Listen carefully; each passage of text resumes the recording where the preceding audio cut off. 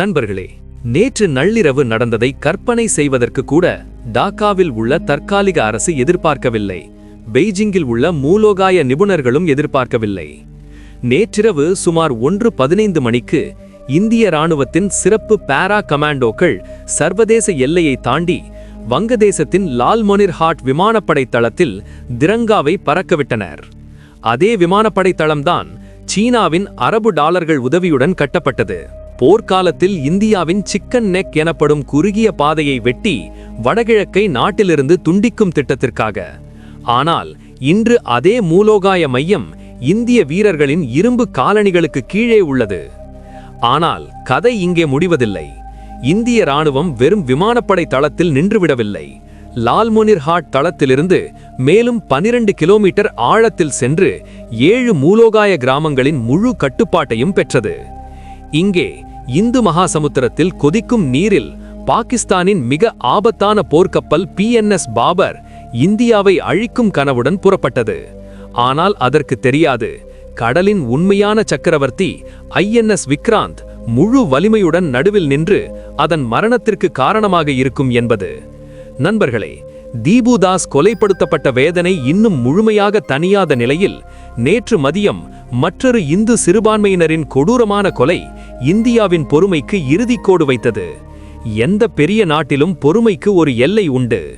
கடந்த சில வாரங்களாக வங்கதேச சாலைகளிலிருந்து நமது இந்து சகோதரர்கள், தாய்மார்கள், குற்றமற்ற குழந்தைகளின் கூக்குரல்கள் கேட்கின்றன. அவை 1971இன் கருப்பு இரவுகளின் நினைவுகளை புத்துயிர்ப்பித்துள்ளன. பேச்சுவார்த்தை மேசையில் பேச்சு நடக்காவிட்டால், அமைதி வேண்டுகோள்களை பலவீனமாக கருதினால், இந்தியா ஒரு சுயமரியாதை நாடாக செய்ய வேண்டியதை செய்துவிட்டது.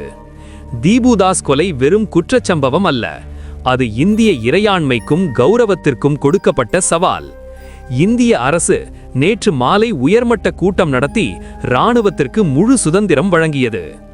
ஆபரேஷன் லால்மொனிர்ஹாட் அவ்வளவு ரகசியமாகவும் அவ்வளவு துல்லியமாகவும் நடந்தது. வங்கதேச இராணுவத்திற்கு எதிர்வினையாற்றவோ அல்லது தடுக்கவோ வாய்ப்பே இல்லை. இந்த விமானப்படை தளம் நமது சிலிகுரி காரிடார், அதாவது சிக்கன் நெக்கிலிருந்து வெறும் 50 கிலோமீட்டர் தொலைவில் உள்ளது. பாதுகாப்பு நிபுணர்களின் கருத்திப்படி சீனா இந்த தளத்தை எதிர்காலத்தில் வடகிழக்கு மாநிலங்களின் விநியோக பாதைகளை வெட்டுவதற்கான தொடக்க புள்ளியாக தயார் செய்தது. இன்று இந்தியா இந்த தைரியமான அடியை எடுக்காவிட்டால் நாளை நமது நாட்டின் ஒற்றுமைக்கு ஆபத்து வரலாம். இது வெறும் நில ஆக்கிரமிப்பு அல்ல, தேச துரோகிகளுக்கு அவர்களின் இடத்தை தெளிவுபடுத்துவது. நண்பர்களே, இந்த வீடியோ மூலம் நான் உங்களுக்கு உறுதியளிக்கிறேன், உண்மையான ஆட்டம் இப்போதுதான் தொடங்கியுள்ளது. இந்த வீடியோவை பார்த்த பிறகு சர்வதேச அரசியலை பார்க்கும் உங்கள் பார்வை முற்றிலும் மாறிவிடும். ஆனால் இந்த பெரிய செய்தியின் ஆழத்திற்கு செல்வதற்கு முன் ஒரு முக்கியமான வார்த்தை சொல்ல வேண்டும். நண்பர்களே, நாட்டின் கௌரவம், திரங்காவின் பெருமை பற்றி பேசினால் சிலர் விசித்திரமான அமைதியை பின்பற்றுகிறார்கள். உங்களால் உண்மையிலேயே இந்தியனாக பெருமிதம் கொள்கிறீர்களா? உங்களிடம் ஒவ்வொரு தேசபக்தனுக்கும் இருக்க வேண்டிய அந்த ஜோஷ் உள்ளதா? அப்படியானால் இப்போதே இந்த வீடியோவை லைக் செய்யுங்கள், சேனலை சப்ஸ்கிரைப் செய்யுங்கள், கமெண்ட் பாக்ஸில் கடுமையாக எழுதுங்கள், பாரத் மாதா கி ஜெய் என்று. அந்த ஒலிகள் டாக்கா வரை கேட்க வேண்டும், உலகம் அறிய வேண்டும். இது 2025இன் புதிய இந்தியா, கண்ணுக்கு கண் வைத்து பேசக்கூடியது என்று. இப்போது அந்த சம்பவத்திற்கு திரும்புவோம். வங்கதேசத்துடன் உலகையே அதிர வைத்த சம்பவம். இந்திய இராணுவ காலணிகளின் ஒலி டாக்காவின் வாசலை தொட்டவுடன் வங்கதேச தற்காலிக அரசு பயத்துடன் தங்கள் பழைய எஜமானனான பாகிஸ்தானுக்கு உதவி கோரியது.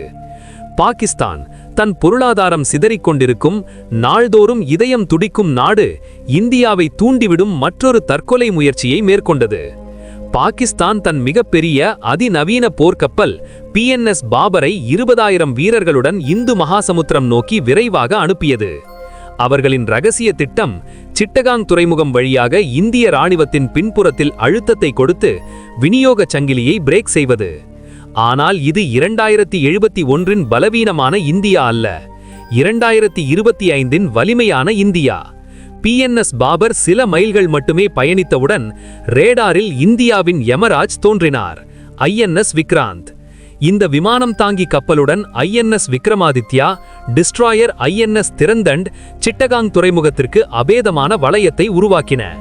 இப்போது ஒரு மீன் கூட இந்திய அனுமதியின்றி நமது ராஃபேல் சுகோய் விமானங்களின் சூப்பர் சோனிக் கர்ஜனத்தால் வங்கதேசம் முழுவதும் நடுங்குகிறது. நமது வாயுசேனா வெறும் ரோந்து செய்யவில்லை, பின் பாயிண்ட் துல்லியத்துடன் பாகிஸ்தானி சீன கதலிகளை எல்லாம் கண்காணிக்கிறது. கடலின் அலைகளில் இப்போது திரங்காவே ஆட்சி. இந்த நாட்களில் போர் எல்லையில் துப்பாக்கிகள் டாங்கிகளால் மட்டுமே வெல்லப்படுவதில்லை, பொருளாதார மூலோயாப அடிகளால் எதிரியின் நடுவை உடைப்பது. இந்தியா அதையே செய்தது. இராணுவம் எல்லையை தாண்டியவுடன் பொருளாதார பிரம்மாஸ்திரத்தை விடுத்தது. அதானி பவர் வங்கதேசத்தின் மொத்த மின்சாரத்தில் பெரும் பகுதியை, சுமார் 800 மெகாவாட்டை வழங்குபவர், உடனடியாக நிறுத்தினார். மேலும் 3 இந்திய மின்சார நிறுவனங்களும் தங்கள் கைகளை பின்வாங்கின. விளைவு இப்போது வங்கதேசம் முழுவதும் இருளில் மூழ்கியுள்ளது. அங்குள்ள ஆடை தொழிற்சாலைகள், அவர்களின் பொருளாதார யானையின் முதுகெலும்பு, மூடப்பட்டுள்ளன. அவ்வளவு மட்டுமல்ல, வங்கதேசம் தன் தேவைகளில் 60% எண்ணெய் எரிவாயுவை இந்தியாவிலிருந்து இறக்குமதி செய்கிறது. இந்தியா அந்த விநியோகத்தில் 50%க்கும் மேல் குறைத்துள்ளது.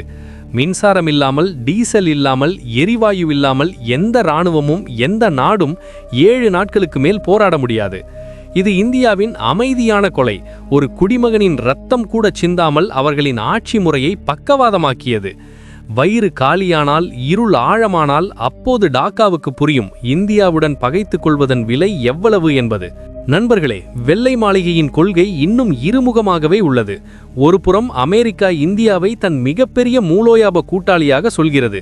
மறுபுறம் பாகிஸ்தான் இராணுவத்திற்கு பில்லியன் கணக்கான டாலர்கள் உதவி, F-16 விமானங்களின் பழுதுபார்ப்புக்கு நிதி கொடுப்பதை மறக்கவில்லை. அமெரிக்க உளவு அமைப்புகளே இந்த தாக்குதல் விவரங்களை கசியவிட்டன, இந்தியா மீது அழுத்தம் கொண்டு வருவதற்காக. இம்முறை அமெரிக்கா தன் 7வது கடற்படையை நமக்கு எதிராக அனுப்புமா?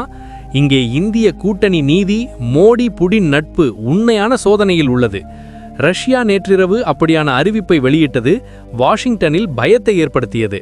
புடின் தெளிவாக கூறினார், தெற்காசியாவில் இந்த உள்நாட்டு விவகாரத்தில் அமெரிக்காவோ அல்லது சீனாவோ தலையிட்டால் ரஷ்யா அமைதியாக உட்கார்ந்து பார்த்து கொண்டிருக்க மாட்டாது. தகவலின்படி ரஷ்யா இந்தியாவிற்கு வெறும் கூட்டணி பாதுகாப்பு கவசம் மட்டுமல்ல, தன் மிக ரகசியமான கொடிய ஏர் டிஃபென்ஸ் சிஸ்டம் S-500 கூட பகிர்ந்து கொள்ளும் சமிக்ஞத்தை கொடுத்துள்ளது. ரஷ்யாவிற்கு தெரியும், வலிமையான இந்தியா ஆசியாவில் சமநிலைக்கு தேவை. அமெரிக்கா எவ்வளவு தந்திரங்கள் செய்தாலும் இம்முறை இந்தியாவிடம் கடலிலிருந்து வானம் வரை அஜேயத்துவத்தை தரும் வீட்டோ அதிகாரம் உள்ளது. நண்பர்களே, ஒப்புக்கொள்ள வேண்டும், 1971 போரில் நம் வீரர்கள் வென்றனர். ஆனால் அப்போதைய அரசியல் தலைவர்கள் கூட்டணி மேசையில் பெரிய தவறு செய்தனர். நம் இராணுவம் வென்ற நிலத்தை திரும்ப கொடுத்தோம், இந்தியா மீது மரியாதை இல்லாதவர்களின் கையில் ஒப்படைத்தோம். விளைவு 54 ஆண்டுகளுக்கு பிறகும் அதே நிலத்திலிருந்து வரும் ஆபத்துகளை எதிர்கொள்கிறோம். ஆனால் 2025இன் புதிய இந்தியா தன் தவறுகளிலிருந்து கற்றுக்கொண்டது. உளவுத்துறை தெருக்களில் இப்போது மிகப்பெரிய மூலோயாபம் பற்றி விவாதம் நடக்கிறது. நிர்வாக கட்டுப்பாடு, அட்மினிஸ்ட்ரேட்டிவ் கண்ட்ரோல். இம்முறை இந்தியா வெறும் தாக்குதல் செய்து பின்வாங்காது. வங்கதேச நிலப்பகுதி இந்திய எதிர்ப்பு செயல்பாடுகளுக்கும் சீன தளங்களுக்கும் இந்து சிறுபான்மையினரின் படுகொலைக்கும் பயன்பட்டால் இந்தியா அந்த முக்கியமான பகுதிகளின் ஆட்சியை தானே ஏற்பதற்கான வாய்ப்பு உள்ளது. விவாதங்கள் இங்கு வரை சென்றுள்ளன. டாக்கா, சிட்டகாங் போன்ற மூலோயாப மையங்களில் இந்திய அனுபவமுள்ள அதிகாரிகளை நியமிக்கலாம், அங்குள்ள இந்துக்களுக்கு 100% பாதுகாப்பு உத்தரவாதம் அளிக்க. இது அகண்ட இந்தியாவின் திசையில் முதல் மிகப்பெரிய அடி. நம் எதிரிகளின் பெயரும் அமைதியும் மறைந்துவிடும். இப்போது முழு போரை நோக்கி செல்கிறோமா? இந்திய இராணுவம் டாக்காவிற்குள் நுழையுமா? சஸ்பென்ஸ் இன்னும் உச்சத்தில் உள்ளது. ஏனென்றால் வடகிழக்கு மாநிலங்களின் அனைத்து விமானப்படை தளங்களும் முழு போர் நிலையில் உள்ளன. ராஃபேல் சுகோய் பைலட்டுகள் தங்கள் காக்பிட்டுகளில் ஆணையை எதிர்பார்த்து கொண்டிருக்கிறார்கள். இந்தியா தன் நிலைப்பாட்டை தெளிவுபடுத்தியுள்ளது. நாங்கள் அமைதியின் வழிபாட்டாளர்கள், ஆனால் எங்கள் அமைதியை பலவீனமாக கருதினால் எங்களுக்கு பிரளயத்தை உருவாக்குவதும் தெரியும். நண்பர்களே, இப்போது நேரம் நம் இராணுவத்துடன் பாறை போல நிற்க வேண்டிய நேரம். இந்த வரலாற்று தைரியமான நடவடிக்கை பற்றி நீங்கள் என்ன நினைக்கிறீர்கள்? இப்போது இந்தியா பின்வாங்குமா அல்லது இம்முறை முழு கணக்கை தீர்த்து வைக்க வேண்டுமா? வங்கதேச ஆட்சி இப்போது இந்திய கைகளில் இருக்க வேண்டும் என்று நீங்கள் நினைக்கிறீர்களா? உங்கள் கருத்தை கமெண்ட் பாக்ஸில் கட்டாயம் எழுதுங்கள். உங்களுக்கு உங்கள் நாடு, உங்கள் இராணுவத்தின் மீது பெருமை இருந்தால் இந்த வீடியோவை அனைவருக்கும் ஷேர் செய்யுங்கள். அந்த ஒலிகள் தேச துரோகிகளின் காதுகள் வரை செல்லட்டும். கமெண்டில் பாரத் மாதா கி ஜெய் மற்றும் ஜெய் ஹிந்த் எழுத மறக்காதீர்கள். அடுத்த மிகப்பெரிய அப்டேட்டுக்காக இப்போதே சேனலை சப்ஸ்கிரைப் செய்து பெல் ஐகானை ஆன் செய்யுங்கள். ஜெய் ஹிந்த், ஜெய் ஸ்ரீ.